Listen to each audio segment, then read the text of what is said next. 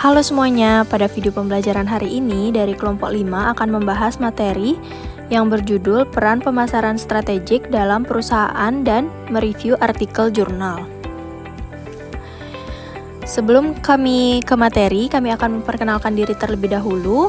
Perkenalkan, nama saya Nikada Okta Purnamayanti, nomor absen 9, dan rekan saya.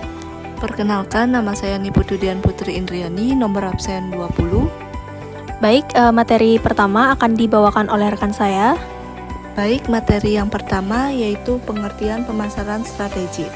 Pemasaran strategi merupakan aspek yang sangat penting dalam dunia bisnis modern karena berfungsi sebagai panduan utama perusahaan dalam menetapkan arah dan langkah untuk mencapai tujuan jangka panjang. Secara sederhana, ini adalah cara sebuah perusahaan melihat gambaran besar dan memutuskan di mana mereka akan menginvestasikan sumber daya mereka, seperti waktu, uang, dan tenaga, untuk mendapatkan hasil yang maksimal. Berikutnya yaitu peran pemasaran strategi dalam perusahaan. Peran pemasaran strategi dalam perusahaan mencakup 3 hal utama. Yang pertama, pemasaran strategi menjadi instrumen adaptasi terhadap perubahan lingkungan bisnis, baik dari sisi perilaku konsumen, tren digital, maupun dinamika persaingan. Yang kedua, ada pemasaran strategi berfungsi sebagai penggerak daya saing perusahaan, yang dimana strategi pemasaran yang tepat dapat memperkuat posisi perusahaan di pasar dan meningkatkan kinerjanya. Yang ketiga, yaitu pemasaran strategi bertindak sebagai penghubung antara kapabilitas internal perusahaan dengan kebutuhan pasar eksternal, sehingga keberadaannya tidak bisa dipisahkan dari manajemen strategis secara menyeluruh.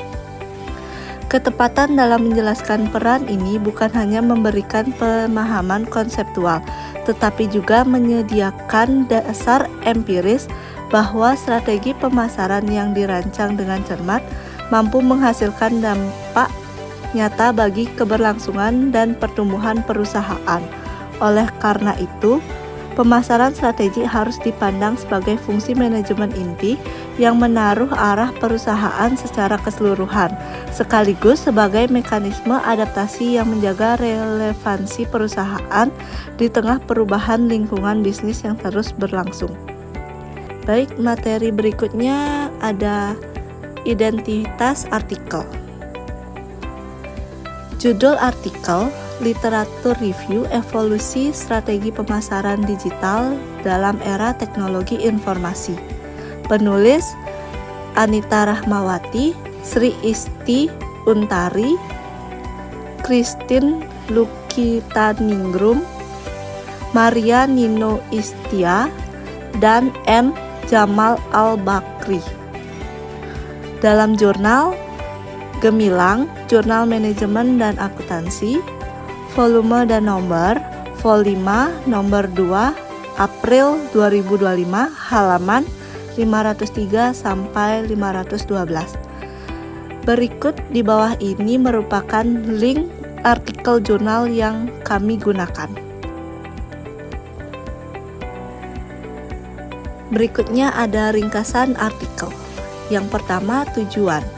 Artikel ini bertujuan melakukan tinjauan literatur komprehensif mengenai evolusi strategi pemasaran digital, serta menjelaskan perubahan paradigma dari strategi tradisional menuju pendekatan interaktif dan berbasis data. Yang kedua ada metode. Penulis menggunakan metode literatur review dengan analisis data sekunder dari jurnal nasional, internasional, dan buku. Sumber diperoleh melalui database seperti Google Scholar dan lainnya. Dengan kriteria inklusi, relevan, terbit 10 tahun terakhir, dan memiliki reputasi baik. Yang ketiga, hasil. Hasil kajian menunjukkan bahwa strategi pemasaran digital telah berevolusi melalui beberapa fase. Yang pertama, tahap awal, berbasis website, statis, dan email marketing. Yang kedua, munculnya media sosial yang menghadirkan interaksi dua arah. Yang ketiga, era Big Data dan AI yang memungkinkan personalisasi, otomatisasi pemasaran, dan segmentasi super spesifik. Artikel ini juga menyodori tren influencer marketing, video marketing, dan market automation sebagai strategi efektif masa kini. Kesimpulan, pemasaran digital kini menjadi kebutuhan strategis perusahaan, bukan sekedar alternatif.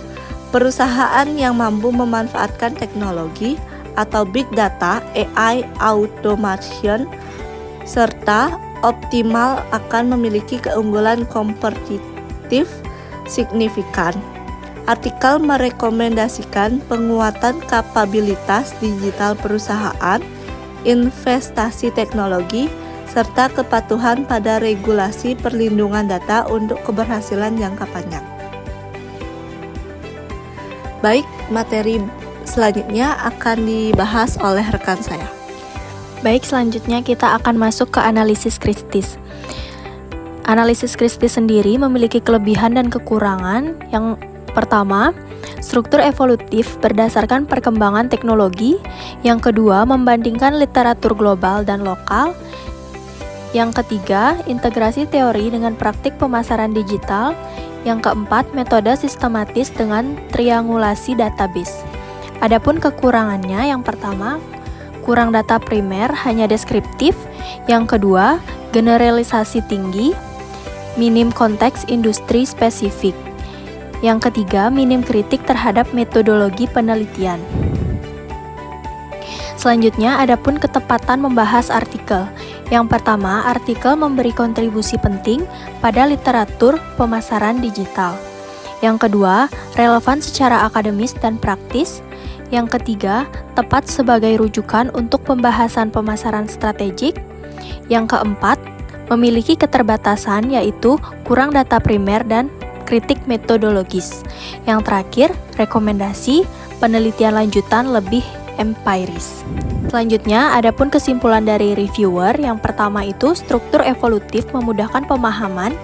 Yang kedua, integrasi teori klasik dan kontemporer. Yang ketiga, bahas konteks global dan nasional. Contohnya UMKM di Indonesia. Yang terakhir, metode triangulasi literatur membuat hasil tetap reliable. Adapun kesimpulan dari materi ini adalah pemasaran strategis sangat penting untuk mencapai keunggulan kompetitif dan pertumbuhan bisnis berkelanjutan, terutama bagi UMKM di era digital.